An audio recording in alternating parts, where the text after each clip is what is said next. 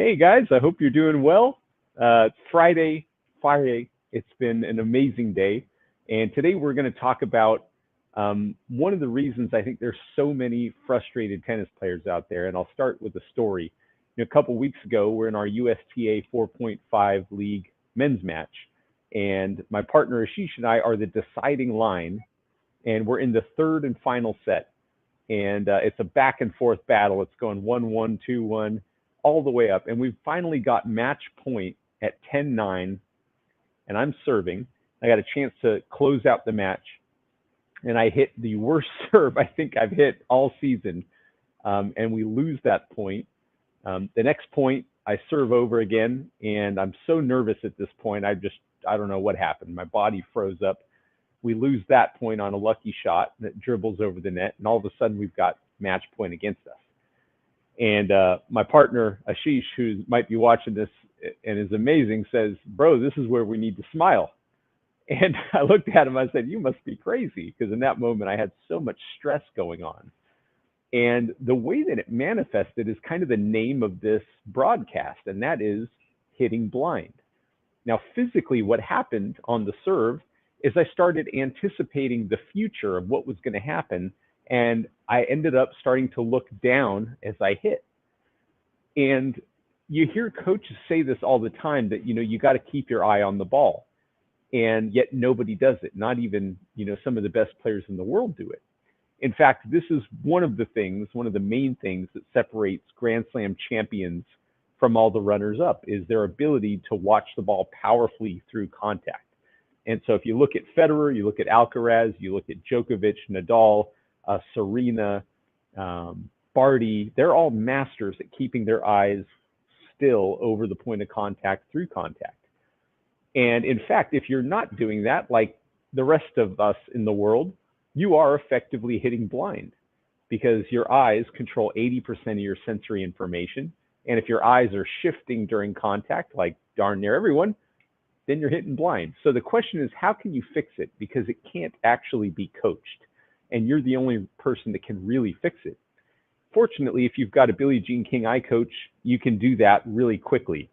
And one of the things that you do as an owner of a Billie Jean King eye coach is you understand that this was all based on a study that Billie Jean King's team did. And what they found was that amateur tennis players are off balance 90% of the time in practice, and they're mishitting 80% of balls. So if you're off balance and you're mishitting most of the time, well, that's what you're practicing, and that's what you're getting good at, unfortunately. And that's the case. And what I don't mean by balance is that I'm doing something crazy, although that might happen, but that literally my head is shifting as I swing through contact. And that causes an imbalance in the body, and it moves our attention away from the only point that actually matters, which is the point of contact. So what you can do with the eye coach is we'll take the forehand, for example. We take one swing, and you leave your eye where the ball was, and see if you can hold that finish for a few seconds. Now, if you can do that, now you're in business, because now you can start to use the second most effective weapon of the Grand Slam champions, and that is the ability to visualize. Since your eye is no longer looking over during contact, now you can have a strong visual image of where you're hitting the ball. And your brain is the most sophisticated system in the universe. What it's capable of is unbelievable. And so when you give it a precise instruction of where you want to hit the ball, that signal goes to your hand. And if you give it enough repetition and enough feedback, it will figure out how to make that ball go where you want it to go. And you don't do it by thinking about necessarily opening the racket face or doing something different with your technique. You just give yourself that instruction, and a lot of times all the technical things will work themselves out. And if they're not, there's usually a very simple fix that you can do on the iCoach. Now, once you've done that, the next most important thing is that you have the thought of the position into the ball. And what most people do is they really want to hit the ball. And so they end up thinking about hitting the ball before they've gotten into position to hit it. And as Lenny Schloss, who is the founder of the iCoach and Billie Jean King's partner, once said, every thought about hitting the ball will disturb your position. And every thought about position will improve your hitting. And that's absolutely true. You'll never forget to hit the ball, but you might forget to get to it first. So the way we work on that is if you're, let's take the forehand, put the racket in your non-dominant hand, and then walk up to the device, get your feet set, and once you're there, hit and hold the finish. And if you can do that, now you're starting to build in that position thought, and you're starting to memorize your spacing. So another problem that tennis players have is that they get too close to the ball, or they don't get close enough to the ball. And usually what that is their mind is thinking about hitting it before they've gotten into position. So that's how we're going to practice this here. We do it on the backhand the same way. So you just walk away from the device, get your feet in the batter's box, and when you feel like you're there, hit it. And I noticed that I was too far away from that ball, so let's do that again. We just walk up to the device, get set. Remember your visual target somewhere where you're practicing. You hit and hold the finish. And it's really important when you're doing this that you're always having a visual target in your mind, because you're building that muscle of visualization.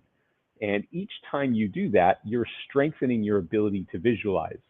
And if you're visualizing powerfully like the best players in the world do, that means you can't be preoccupied with the score. You can't be preoccupied with that last bad point or the bad call that your opponent made, or anything else. You've fully concentrated in the moment on that visual target. So that's really, really important. Now, if you guys have any questions, if you're watching this live right now and you'd like to ask me, feel free to do that. I'll check the comments here just to make sure I don't miss them. And so now let's talk about the next step. So we already know that most of us are hitting blind most of the time because our eyes are shifting through contact. We've built in those really good habits of keeping our eyes still on a still ball. And now what we're going to do is get that ball moving. And now what you want to do is only hit the ball as it's coming towards you. And each time you're working with having a visual target in your mind. And ideally, you're getting set up so that you're perfectly in position right before you need to hit and not stepping and hitting.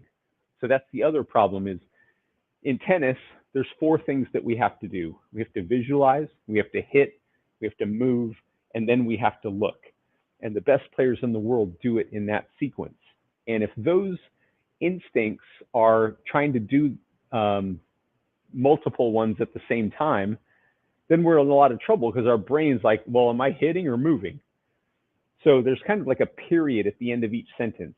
Once you're in position, you're visualizing really strongly where you're going to hit the ball. Then you hit.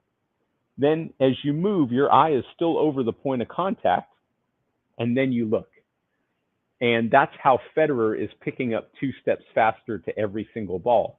And that's how you can pick up 2 steps faster on every single ball, is you can hit the ball, move, and then look, instead of what most players do, which is look and then hit, or hit and then look and then move. If you memorize this sequence, which Lenny calls Vimal, stands for visualize, hit, move, look, and you rep it out on the iCoach for 10 minutes a day, you are going to get 1,000 repetitions in, quality repetitions in. And in the span of about 5 weeks, you can master just about any skill from home. 80% of the training can be done from home now. And then there's a 20% that we do on the court. So let's go over that one more time. The first drill is a stationary ball where we hit and hold. 1A would be make sure that you have a visual target in your mind. So I'm looking at the corner of my laptop there. Hit and hold. And incidentally, when you're practicing your visual target, the smaller the target, the better, because the brain loves the small target. Then we're going to work on the movement to the ball, setting our feet, and then hitting with the visual target. And that's working on getting that instinct to get in position and then hit. And now we start to work on the moving ball. And on the moving ball, you're only hitting the ball as it comes towards you. You're doing everything at a medium swing speed. And by the way, if you want to do top spin, you can do that. Or if you want to do slice, you can do that.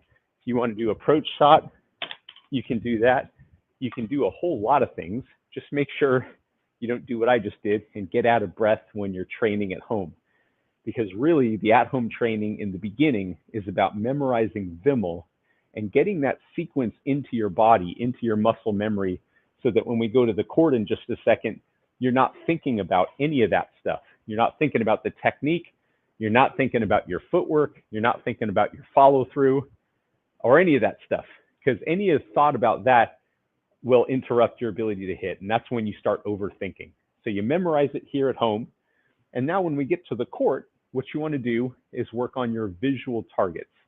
So set up targets all over the court. And the only thing that you're focused on in that situation is that you've got that clear picture in your head that you've trained from home, and be able to see that cone or that can of balls or whatever you have over there in your mind. And then as you hit, you see how close you got to it. And if you're getting close, get to that 2-to-1 ratio where you miss a couple and then you come back and you hit it, you miss a couple and you come back and hit it. Then you can go to the next target. What you really want to be able to do is be able to hit the ball anywhere, anytime. And your ability to do that will be strengthened by your ability to visualize powerfully, by memorizing the stroke itself from home, so you're not thinking about anything technical on the practice court, and then taking that training and then going out to the practice court and working on those visual targets. Now, the last step, and hitting blind really comes in when we are under pressure. When we're under pressure, our brain goes into sort of fight or flight mode. And when we're in fight or flight mode, we start to scan our environment for danger. And this is an evolutionary instinct that we had, so we didn't get eaten by saber-toothed tigers and stuff. And if we're in fight or flight mode, our eyes are more likely to be shifting, scanning the environment for the next possible threat. So the way we do that is to really control what you're thinking during the point. And the beauty of this training is about being able to correct yourself during the point. And the way that you do that is to say, I got to do my best to get in the best position I can as fast as I can. And then I'm going to trust my instincts because I'm training my instincts from home. I'm memorizing that stroke from home so that when I get onto the practice court, I'm working on my routine, my visual practice, my ability to hit targets. I've got a tactical plan possibly of 2-shot combinations. We can talk about that later. And then when we get into competition, you certainly can't be thinking about your technique in competition. You don't want to even really be thinking about visualizing. That's just something that you're doing instinctively now because you're training it so much from home. So that is how most players are hitting blind. Unfortunately, it happens to everybody. It happens to me sometimes. But the more I do this, the more I know that starts to go away. The quieter my mind gets, the better I hit on the tennis court. And you can do the same thing. So if you don't have an eye coach, by the way, you can get one somewhere down below. And it is a fantastic training tool that allow you to memorize any stroke that you want, any skill that you want, a lot faster than in sort of traditional methods where you're off balance 90% of the time and miss hitting about 80% of balls. And that's what the stats show in the Billie Jean King study. So if you guys have any questions, I'll hang out here for a little bit. We got Chinese food coming in, so it's about lunchtime here in LA. We had a great day training on the court. I got this 10-year-old kid that is just tearing the cover off the ball, and he's doing all this stuff, and he is so on fire. And one of the things that's so great about when you finally get your eyes still over the ball and you're working on that visualizing is your mind just becomes totally quiet. And you start noticing that you're hitting the sweet spot more often. So you get more power and you get more spin. But more importantly, you're just less distracted by all the things that are going on in a tennis match. And, you get to a point where there could be a train comes through your tennis court and you wouldn't even notice because you're so dialed in to that process. So, you guys have been so awesome. If you're watching this on a replay, and there's something I didn't get to that's a burning question or something you'd like me to cover in the next live stream, just let me know down in the comments if you're watching on YouTube or LinkedIn or Where else are we? Facebook, Amazon Live. I think we're all over the place. So thank you guys so much for watching, and I'll see you in the next live stream. Bye, guys.